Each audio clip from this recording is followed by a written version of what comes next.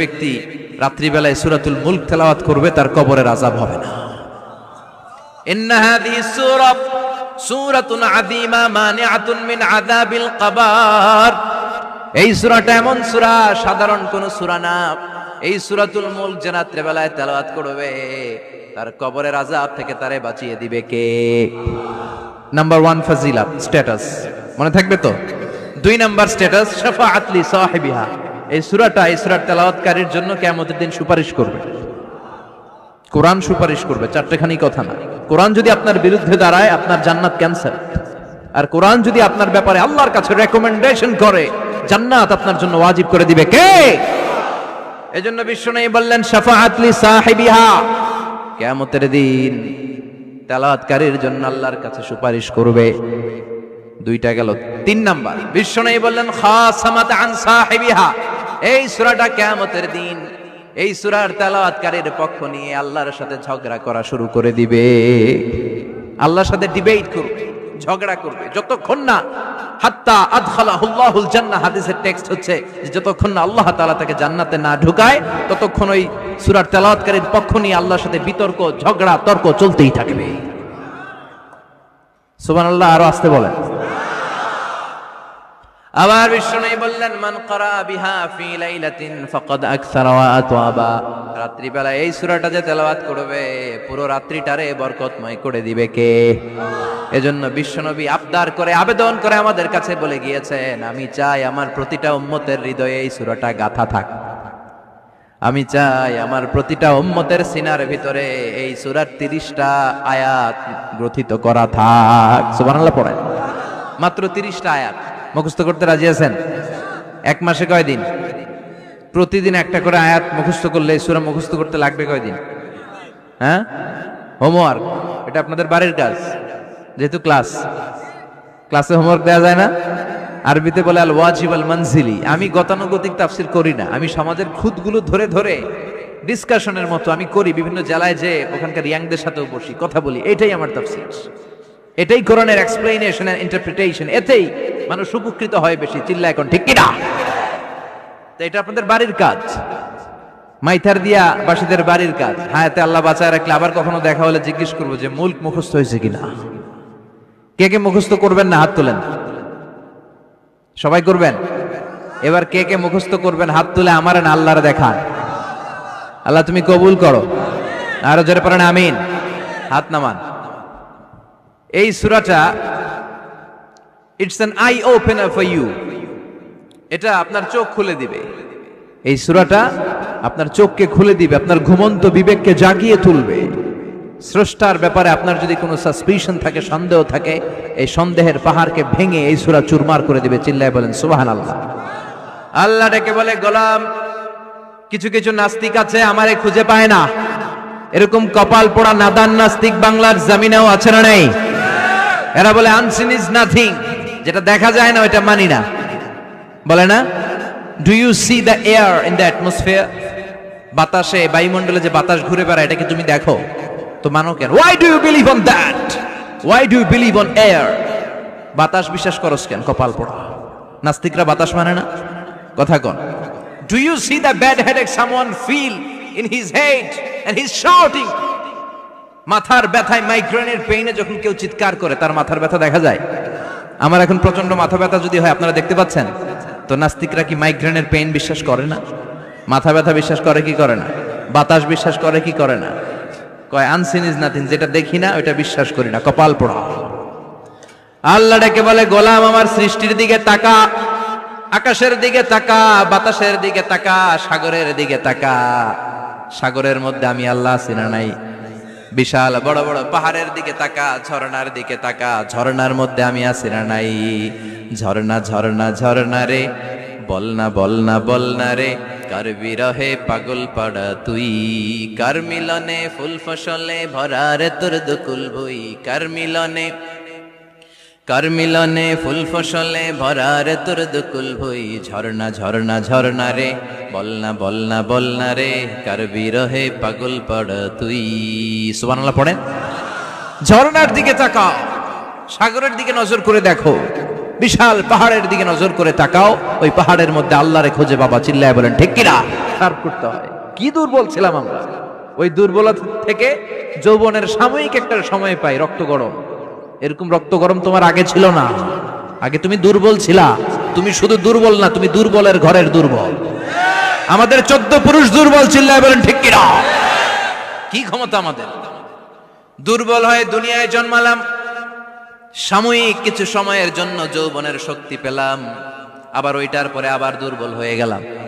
রং ধরা যৌবন জং ধরে শেষ, আবার লাঠি নিয়ে হাঁটা লাগে। কোমরে ব্যথা, মাজায় ব্যথা, আবার কুজো হয়ে যায়। কি ক্ষমতা আছে আমার? কি ক্ষমতা আছে! একটু ভূমিকম্প হলে কাঁপাকাঁপি শুরু হয়ে যায়, ঠিক কিনা? ভূমিকম্প হলে বাঁচার জন্য সব দেয় দৌড়। টেলিভিশনের কিছু লাইভ প্রোগ্রাম দেখলাম, উপস্থাপকও দৌড়, অতিথিও দৌড়। দেখেন নাই? লাইভ ব্রডকাস্টিং হচ্ছিল, কি সরাসরি সম্প্রচার। যখন দেখা যাচ্ছে চেয়ার কাঁপতেছে, উপস্থাপক দৌড়, আর মেহমানরা বসে আছে মাইক নিয়ে। কিছুক্ষণ পরে আরো কাঁপাকাঁপি বেড়ে গেল, মেহমানও দৌড়। কথা কন? 20 তলা 30 তলা দামি দামি বিল্ডিং গুলোর ফ্ল্যাটের ভেতরে যারা থাকে, তুফান শুরু হলে দেয় দৌড়। কথা কন? ভাড়াটিয়ারা দৌড়ায়, বাড়িওয়ালারা দৌড়ায় না। নিজের বাড়ি তো, এই জন্য দৌড় দেন। নাকি ভূমিকম্প হলে ভাড়াটিয়াও দৌড়, বাড়িওয়ালাও দৌড়? র্যাবের প্রধান দৌড়, পুলিশ প্রধান দৌড়, শুধু প্রেসিডেন্ট আর মাননীয় প্রধানমন্ত্রী দৌড়ায় না। কথা কন? বাঁচার জন্য সব দৌড়। কয়েক বছর আগে পত্রিকায় একটা হেডিং করলাম, মাননীয় প্রধানমন্ত্রীকে বহনকারী বিমান এর 33 চক্কর আকাশে। কয় চক্কর? কি যেন সমস্যা হয়েছে, বিমান নামতে পারছিল না। তখন ওনার সাথে আবার স্পেশাল সিকিউরিটি ফোর্স থাকে। ওনারা বলল, honourable prime minister, we can not land now because of some flying মেকানিজমে আমাদের সমস্যা হচ্ছে, আমরা ল্যান্ড করতে পারছি না, ঝামেলা হচ্ছে, নিচেও হয়তো কোনো ঝামেলা দেখা দিচ্ছে, আমরা এখন নামতে পারবো না, উই ক্যান নট ল্যান্ড নাও। আপনাকে একটু ধৈর্য ধরে বসে থাকতে হবে।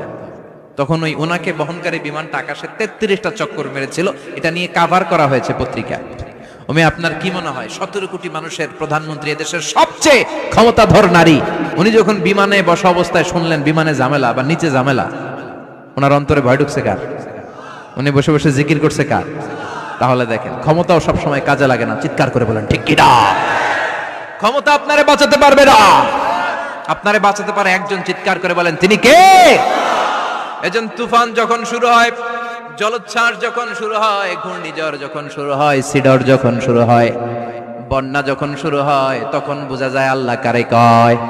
কক্সবাজারে যখন জলোচ্ছ্বাস হয়, মহেশখালী দ্বীপে যখন তুফান হয়, টর্নেডো হয়, জলোচ্ছ্বাস হয়, গৌতম বুদ্ধের অনুসারী যেই বুদ্ধ ধর্মের লোকেরা আছে, বৌদ্ধ পাদ্রীরাও নেমে নেমে জিকির করা শুরু করে দেয় কার?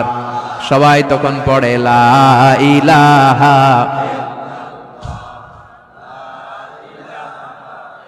লা ইলাহা ইল্লাল্লাহু মুহাম্মাদুর রাসূলুল্লাহ সাল্লাল্লাহু আলাইহি ওয়াসাল্লাম। বিপদে পড়লে বোঝা যায় আল্লাহ কারে কয়। আমি একবার বিপদে পড়ছি, বরিশাল গিয়েছিলাম, বাসে ফিরে আসতেছি লঞ্চে, ওই লঞ্চে তুফান হয়েছিল। তখন বুঝলাম যে কি ভয়ঙ্কর অবস্থা। ওই লঞ্চের সবাই আস্তিক নাস্তিক, মুসলমান হিন্দু সবাই জিকির করা শুরু করে দিয়েছে আল্লাহর। সুবহানাল্লাহ কইবেন না? লঞ্চ যখন কেঁপে ওঠে, সবাই বলে বাঁচাও। আমি বললাম কে বাঁচাইবো? কে হুজুর আপনি বাঁচান। আমি বললাম তাইলে আমারে বাঁচাইবো কেডা? কয় আল্লাহ। আল্লাহ ছাড়া বাঁচাতে পারে কেউ? আমরা মাঝে মাঝে বাংলাদেশের বিভিন্ন জেলাগুলোতে যখন প্রোগ্রামে যাই, এত দূরত্ব থাকে, আমরা কারে ড্রাইভিং করে যে প্রোগ্রামে অংশগ্রহণ করা সম্ভব হয় না। ফলে আমরা মাঝে মাঝে সিভিল এভিয়েশনের যে আভ্যন্তরীণ বিমানবন্দরের বেসামরিক বিমান যেগুলো চলাচল করে, প্যাসেঞ্জার প্লেন, এগুলো ইউজ করি। ঢাকা থেকে এগুলো চলে, সৈয়দপুরে যায় কিছু, রাজশাহীতে, সিলেটে, চিটাগাঙে যায়, যশোর এয়ারপোর্টে যায় এবং কক্সবাজারে যায়। তো আমরা এগুলোতে যখন চড়ি, মাঝে মাঝে কিছু এয়ার হোস্টেজ আসে, এরা খুবই সুন্দরী, বিউটিফুল লেডি, এদেরকে সাজিয়ে ওইভাবে আনা হয়। এদের আবার কয়েকটা বাচ্চা টাচ্চা হয়ে গেলে এদেরকে চাকরিতে রিক্রুট করে না, কারণ এদের সৌন্দর্যটাই পুঁজি। এই সুন্দর ড্রেস নিয়ে এরা আমাদেরকে খাবার সার্ভ করে। আর বিমানটা যখন আকাশের দিকে উঠতে থাকে তখন বলে, ভদ্র মহিলা, ভদ্র মহোদয়গণ, আপনাদের সিট বেল্টই বেঁধে নিন। এখনই শাহজালাল আন্তর্জাতিক বিমানবন্দর থেকে 14,000 ফুট উপর দিয়ে এটা চিটাগাঙে পৌঁছবে। আল্লাহু আকবার, আল্লাহু আকবার, আল্লাহু আকবার। সুবহানাল্লাযী সাখখারা লানা হাযা ওয়া মা কুন্না লাহু মুকরিনিন ওয়া ইন্না ইলা রাব্বিনা লামুনকালিবুন। দেখতে সুন্দরী, লিপস্টিক মেরে, ডিজাইন করে, মেকআপ নিয়ে, সুটেড বুটেড হয়ে এসেছে, কিন্তু যখনই বিমানটা 14,000 ফিট উপরে ওঠে তখন তার মুখ দিয়ে বেরোয় আল্লাহু আকবার। কারণ সেও ভালো করে জানে এই 14,000 ফিট উপরে আমার আব্বা নাই, আমার আম্মা নাই, মাননীয় প্রধানমন্ত্রী নাই, পুলিশ নাই, র‍্যাব নাই। এই হাওয়ার উপরে বিমানটা চলে, ওখানে কেউ আমারে বাঁচাতে পারে না, একজন ছাড়া। চিল্লায় বলো, তিনি কে? তখন তারাও বাধ্য হয়ে পড়ে আল্লাহু আকবার। তাহলে বুঝা গেল আমাদের কোনো ক্ষমতা টমতা কিচ্ছু নাই, আসল ক্ষমতার মালিক একজন। চিল্লায় বলেন, তিনি কে? সে আল্লাহ বললেন, তাবারাকাল্লাযী বিয়াদিহিল মুলকু ওয়া হুয়া আলা কুল্লি শাইইন কাদির। সুমহান সেই সত্তা যার হাতে ক্ষমতা, ক্ষমতা কার হাতে? সব ক্ষমতার মালিক আল্লাহ। তবে আমাদেরকেও আল্লাহ কিছু ক্ষমতা দিয়েছে, এটা লিমিটেড। এটা কি? যেমন এই যে মাননীয় প্রধানমন্ত্রী ওনার দল নিয়ে, বাংলাদেশ আওয়ামী লীগ নিয়ে যে ক্ষমতায় আসলেন, কয় বছরের মেয়াদে? কোন কোন দেশে ক্ষমতায় আসে 10 বছরের মেয়াদে, আছে না নাই? আল্লাহ আসছে কয় বছরের মেয়াদে? 30 বছর, 40 বছর। আল্লাহর ক্ষমতার মেয়াদ 100 বছর, এরপরে রিনিউ করা লাগবে। এটা কথা বলেন। আল্লাহ বলেন, হুয়াল আউয়ালু ওয়াল আখিরু ওয়াল যাহিরু ওয়াল বাতিন ওয়া হুয়া বিকুল্লি শাইইন আলিম। আমি প্রথম, আমি শেষ, আমি প্রকাশ্য, আমি গোপন। ঠিক কিনা? প্রথমে আল্লাহ আল্লাহ, শেষেও আল্লাহ আল্লাহ, আকাশে আল্লাহ আল্লাহ, জমিনে আল্লাহ আল্লাহ। সবাই পড়েন, প্রথমে আল্লাহ আল্লাহ, শেষেও আল্লাহ আল্লাহ, আকাশে আল্লাহ আল্লাহ, জমিনে আল্লাহ আল্লাহ। নিখিল জাহান গায়ে গুণগান, তার নামে গায় আমরাও গাহি। তাআলা হামদে বারি তাআলা, হামদে বারি তাআলা, হামদে বারি তাআলা। সুবহানাল্লাহ পড়েন। আল্লাহ বলে, আমার ক্ষমতা তোদের মতো 5 বছরের মেয়াদে না, 10 বছরের মেয়াদে না, 20 বছর, 30 বছরের মেয়াদে না। আমি চিরকালের জন্য ক্ষমতার চেয়ারে বসা। চিরকালীন মেয়াদ, সৃষ্টির সূচনার আগ থেকে তিনি আছেন, অনাদিকাল পর্যন্ত তিনি থাকবেন। তার ক্ষমতার মেয়াদ আনলিমিটেড মেয়াদ। চিৎকার করে বলেন, ঠিক কিনা? আবার পৃথিবীর অনেক দেশে দেখবেন ডেমোক্রেটিক সিস্টেমে, আমাদের দেশেও তো গণতান্ত্রিক সিস্টেমে ভোটাভুটির মধ্য দিয়ে ক্ষমতায় আসে না। যাদেরকে ভোট দেওয়া হয় বেশি তারা ক্ষমতায় চলে যায়। আল্লাহ তো ভোটে আসছে ক্ষমতায়। কথা কন তো, কেমনে আসছে? কারচুপি করে। কথা বলেন। আল্লাহ ভোটে আসা লাগে নাই, কেউ তাকে ভোট দেয়া লাগে না। আবার অনেক দেশে আছে মোনার্কি সিস্টেম, রাজতন্ত্র, রাজার পোলা রাজা। আল্লাহর বাপ ছিল রাজা, এই জন্য আল্লাহ রাজা। কথা বলেন না, আল্লাহ রাজতন্ত্রের সিস্টেমেও আসে নাই। আবার অনেক দেশে আছে ডিক্টেটরশিপ, একবার ক্ষমতা পাইলে মাগার চেয়ার ছাড়ে না। আছে না নাই? 20 বছর, 30 বছর চলতেই থাকে। আছে না নাই? আল্লাহ কি এই সিস্টেমে আসছে? আল্লাহর ক্ষমতার সাথে পৃথিবীর কারো ক্ষমতার কোনো মিল নাই। চিৎকার করে বলেন, ঠিক কিনা? আবার অনেক দেশে কোয়ালিশন করে ক্ষমতায় যেতে হয়, জোট করে। জোটের রাজনীতি এদেশে আছে না নাই? 4 দলীয় জোট, 10 দলীয় জোট, 14 দলীয়, 18 দলীয়, 20 দলীয়, মহাদলীয়, মহাজোট, সামনে হবে মহাজোট। কথা ঠিক কিনা বলেন? তো আল্লাহ কিরকম জোট করে আসা লাগছে? কথা বলেন। তার মানে আল্লাহর ক্ষমতা আমাদের ক্ষমতা এক নয়।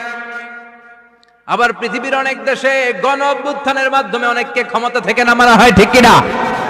গণ অভ্যুত্থান হয় না, সেনাবাহিনীরা কু করে না, মিলিটারি কু করে ক্ষমতা থেকে নামায়। তো আমরাও যদি আল্লাহর বিরুদ্ধে একটা আন্দোলন করি, আল্লাহ তো নেমে যাবে, নামানো যাবে না? আচ্ছা, আমরা পারলাম। জিনেরা যদি আমাদের সাথে যোগ দেয়, মানুষ জিন ভাই ভাই, আল্লাহর রক্ষা নাই। কথা বলেন, তাও পারা যাবে না। ফেরেশতারাও যদি কয় আমরাও মানি না, তাইলে তো শেষ আল্লাহর গদি।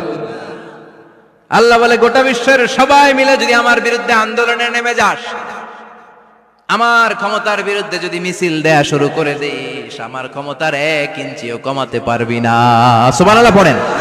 এজন্য আল্লাহ বললেন, তাবারাকাল্লাযী বিয়াদিহিল মুলকু ওয়া হুয়া আলা কুল্লি শাইইন কাদির। সুমহান সেই সত্তা যার হাতে ক্ষমতা, ক্ষমতা কার হাতে? আবার দেখবেন পৃথিবীর অনেক দেশের রাজা সিস্টেম, যেখানে বয়সের ভাড়া যখন নুজ্জ হয়ে যায়, 80-90 বছর বয়স হয়ে যায়, স্বেচ্ছায় ক্ষমতা ছেড়ে দেয়, ছেড়ে দিয়ে রিটায়ারমেন্টে যায়। কথা কন, শোনেন নাই মনে হয়? আছে না নাই? অনেক রাজা স্বেচ্ছায় ক্ষমতা ছেড়ে দিয়ে রিটায়ারমেন্টে যায়, বয়সের ভারে নুজ্জ। তো আল্লাহ তো ওই কবে থেকে ক্ষমতায়, বুড়ো হয়ে গেছে না? কথা কন, এখন আল্লাহর চলতে লাঠি লাগে, আগের মতো ক্ষমতা নাই, চোখে সানগ্লাস লাগে, পাওয়ারওয়ালা গ্লাস ছাড়া আল্লাহ মনে হয় দেখে টেকে না। কথা কন, যেই ফেরাউনকে আল্লাহ সাগরের জলে ডুবিয়ে মারলো, যেই নমরুদকে আল্লাহ শেষ করে দিল, যেই কারণকে আল্লাহ শেষ করে দিল, সেই আল্লাহ আজও আগের ক্ষমতা নিয়ে আছে না নাই? এজন্য বিয়াদিহিল মুলক, তার হাতে ক্ষমতা, ওহু আলা কুল্লি শাইইন কাদির। তিনি চাইলে সব করতে পারেন। তিনি রাজারে প্রজা বানাতে পারেন, প্রজারে রাজা বানাতে পারেন, ধনীরে গরিব বানাতে পারেন, গরিবরে ধনী বানাতে পারেন। তিনি সাগরকে মরুভূমি করতে পারেন, মরুভূমিকে দরিয়া করে দিতে পারেন। তিনি কে? ওয়া হুয়া আলা কুল্লি শাইইন কাদির। তিনি যেটা চান সেটাই করতে পারেন। চিল্লায় বলেন ঠিক কিনা?